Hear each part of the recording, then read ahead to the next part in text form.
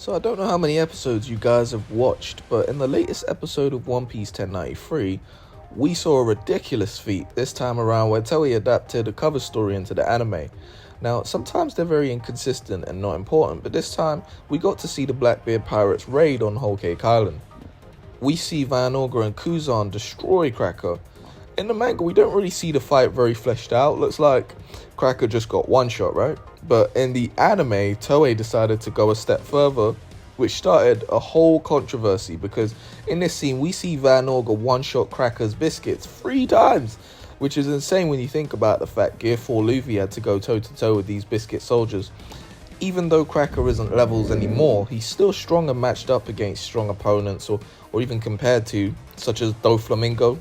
And then to add salt to a wound, Van Augur shot Jean Bart and he tanked the shot. What makes it worse is he did it with no haki. Like, what's going on? Now, let's try and take the time to see if I could justify any of this. Feel free to add anything on top of what I say. Now, with Van Augur, what people seem to forget is that if the Blackbeard pirates are going to be the final opponents of the Straw Hats, then Van Augur is potentially the final opponent of Usopp. So in that regard, why not give him an opponent who is absurd right now? You know what I mean? Someone who can supposedly one-shot biscuit soldiers. It makes a lot of sense, but on top of that, what about Jean Bart tanking a bullet that can one-shot biscuit soldiers? Are you saying that Jean Bart can tank Gear 4 punches? Well, let's take Katakuri for example.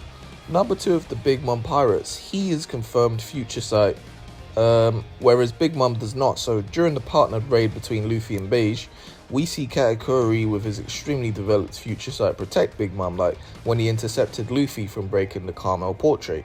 She probably never needed to develop future sight because she's so durable. She likely couldn't imagine a time where even if she gets hit off guard, it would not do anything to her. This is mere speculation, but since Jean Bart was a captain before, he might have that dog in him. He joined Law's crew in a pre-time skip, so in his own right, it might have led him to possibly developing enough armament haki. Possibly something Law lacks, because he is very Devil Fruit reliant. Not to mention the revelation about the Buccaneer race, who are half human, half giants. So we've seen just how durable characters that look like they're from that race can be.